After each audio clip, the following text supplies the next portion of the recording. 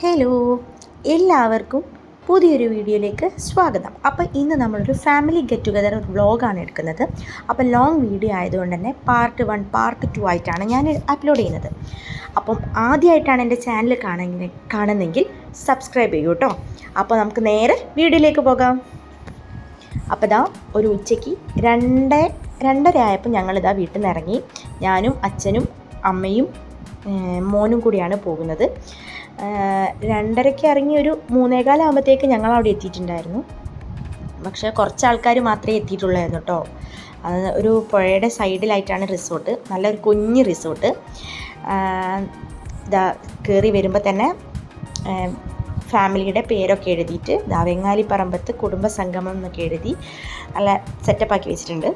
അപ്പോൾ അതാ കയറി ചെന്ന് നല്ല ഭംഗിയുണ്ട് കേട്ടോ അവിടെ കാണാൻ. ഈ പുഴയുടെ സൈഡിൽ തന്നെയായിട്ട് നല്ല കാറ്റും നല്ലൊരു അറ്റ്മോസ്ഫിയർ ആയിരുന്നു.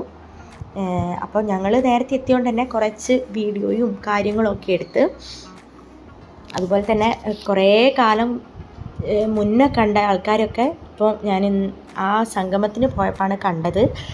ഭയങ്കര സന്തോഷമായി, എല്ലാവരും ഒന്നും കൂടി കാണാൻ പറ്റി.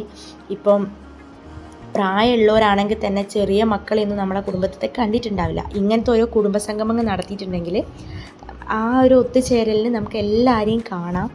അത് ഭയങ്കര ഒരു സന്തോഷമുള്ള കാര്യമാണ്. അതേപോലെ തന്നെ ഈ പരിപാടി സംഘടിപ്പിച്ച എല്ലാവർക്കും എൻ്റെ ഒരു ഹൃദയം നിറഞ്ഞൊരു നന്ദി. പിന്നെ അങ്ങനെ മോന് ഭയങ്കര ഇഷ്ടമായിട്ടോ. അവിടെ കളിക്കാനും കുറേ സ്ഥലമുണ്ട്. ഇങ്ങനെ പിടിച്ച് വെക്കേണ്ട കാര്യമില്ല. പുഴയാണെങ്കിൽ പോലും മക്കളങ്ങനെ പിടിച്ച് വെക്കേണ്ട ഒരു ഇത് വരുന്നില്ല. അവർക്ക് ഓടി നടന്ന് കളിക്കാം, അങ്ങോട്ടേക്ക് വീണൊന്നും പോകില്ല. അത്ര സേഫ്റ്റിയിലൊക്കെ തന്നെയാണ് അത് ചെയ്തിരിക്കുന്നത്. അങ്ങനെ ഞങ്ങളെല്ലാവരെയും കണ്ട് വർത്താനം പറഞ്ഞ് ഫോട്ടോസൊക്കെ എടുത്ത്, പിന്നെ ആരും വരാത്തതുകൊണ്ട് കുറച്ച് ആൾക്കാരുമാർ മാത്രം എത്തിയോണ്ട് ഞങ്ങൾ പുറത്ത് തന്നെയാണ് നിൽക്കുന്നത്. കുറച്ച് കഴിഞ്ഞിട്ട് അകത്തേക്ക് കയറാമെന്ന് വിചാരിച്ചു. അങ്ങനെ അവിടെ നിന്ന് പുറത്തുനിന്നും നല്ല വ്യൂ അല്ലേ. അപ്പോൾ കുറച്ച് ഫോട്ടോസൊക്കെ എടുത്ത് അങ്ങനെ എല്ലാവരുമായിട്ട് വർത്താനമൊക്കെ പറഞ്ഞ് അങ്ങനെ ഒരു 4 മണിയൊക്കെ ആയപ്പോഴാട്ടോ എല്ലാവരും ഓൾമോസ്റ്റ് എല്ലാവരും എത്തിയത്. ഒരു 4-4:15 ഒക്കെ കഴിഞ്ഞിട്ടുണ്ട് എത്തുമ്പോൾ. അതുവരെ ഞങ്ങൾ പോസ്റ്റായിരുന്നു. എന്നാലും പോസ്റ്റ് എന്ന് പറയാൻ പറ്റില്ല, നല്ല ഭംഗിയുള്ള സ്ഥലങ്ങൾ, പിന്നെ പരിചയക്കാരാണ്, കുറേ കാലം മുന്നേ കണ്ടവരൊക്കെ ഉണ്ട്. അവരൊക്കെ നിന്ന് വർത്താനമൊക്കെ പറഞ്ഞ് നല്ല സന്തോഷമായി. പിന്നെ ഒരു 4:15 ആയതിനു ശേഷം പരിപാടി സ്റ്റാർട്ട് ചെയ്തു.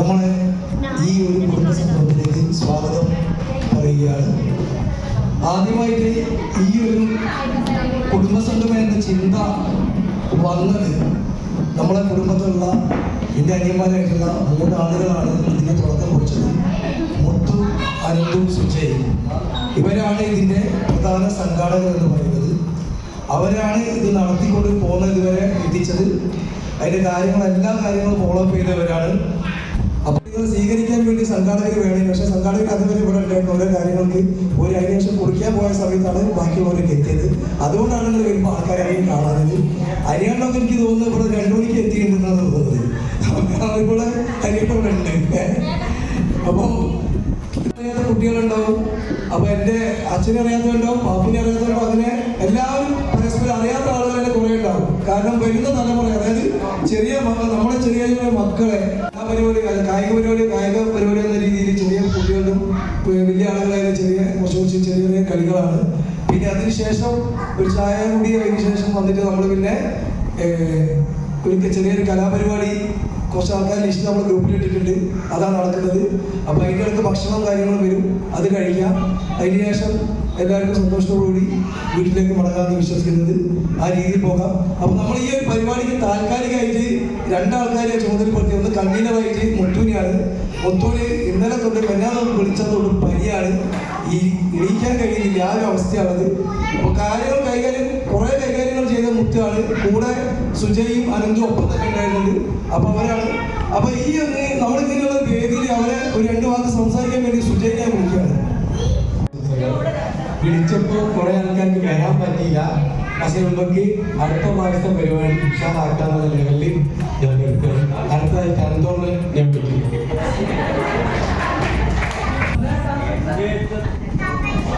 നമസ്കാരം. ഈ പരിപാടി ഇപ്പോൾ ഒരു ഇന്നലെയോ അല്ലെങ്കിൽ മെഞ്ഞാന്നോ ഉണ്ടായതല്ല. ഇപ്പം ഞാനും സുജയും മുത്തും ಇಲ್ಲಿ വന്നത് ഒരു വർഷം മുമ്പേ ഒരുപാട് ചായപ്പീടികളിലെ മേശകളിൽ നമ്മൾ 1 ചായ 2 ചായ 3 ചായ അങ്ങനെ പറഞ്ഞിരുന്നിട്ട് ഉണ്ടായ ഒരു പരിപാടിയാണ്. അപ്പോൾ അതിൽ 1 മാസമായി, ഒരാഴ്ചയായി. അപ്പം അതിന് കൂടുതലായിട്ട് പ്രയത്നിച്ച ആള് മുത്തുവാണ്, പക്ഷെ ആളൊന്നുമില്ല. അപ്പം അതിൽ മിസ്സിംഗ് ആണ്. അപ്പോൾ ഇപ്പോൾ നമ്മൾ ഡ്യൂട്ടിയിൽ പോവുകയാണെങ്കിൽ തന്നെ രാവിലെ വിളിക്കും, ഇങ്ങനെ ചെയ്യാം അങ്ങനെ ചെയ്യാന്നൊക്കെ പറഞ്ഞിട്ട്.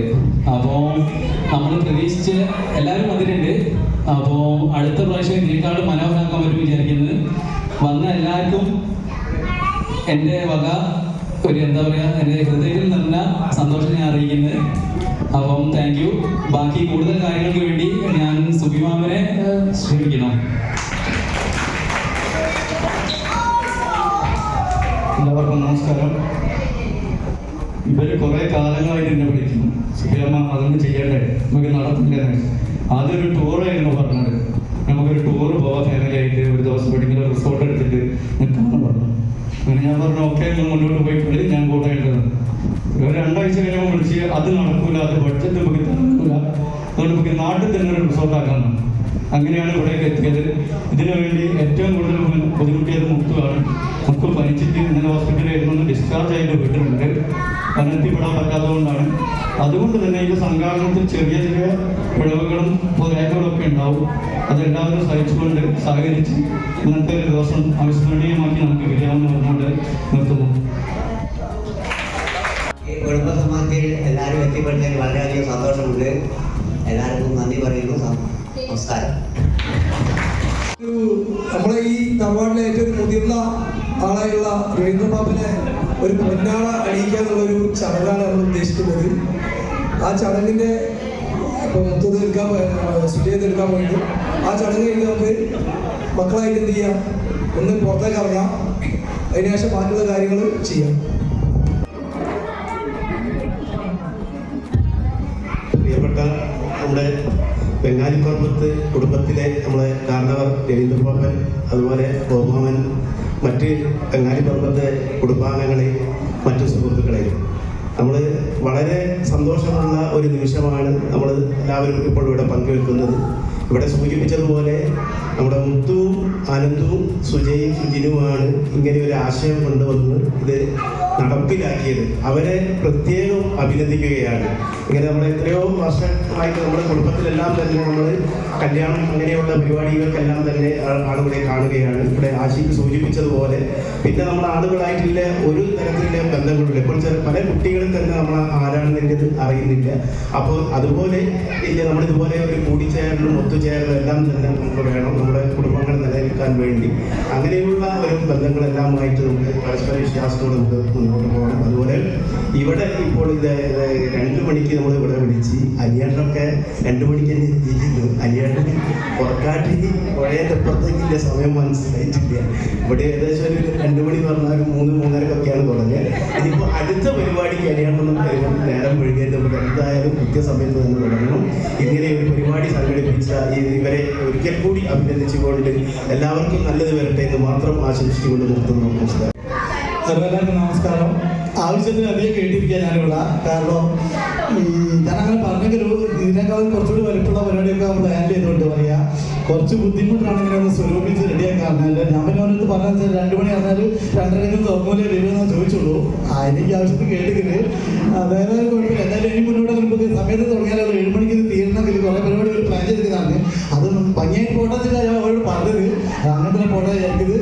എല്ലാവർക്കും നന്ദി. രവീന്ദ്രബാബുന് പൊന്നാട അണിയിക്കുകയാണ്. പൊന്നാട അണിയിക്കുന്നതിന് വേണ്ടി ഓമാമനെ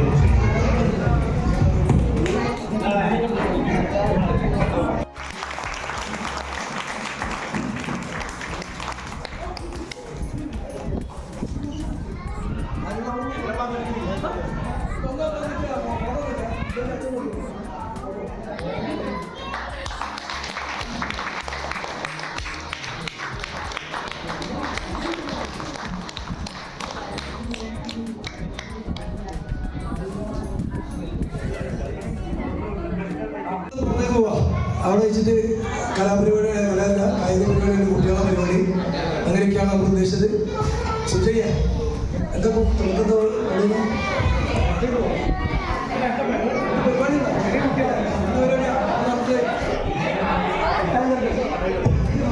നമ്മളെ ഏറ്റവും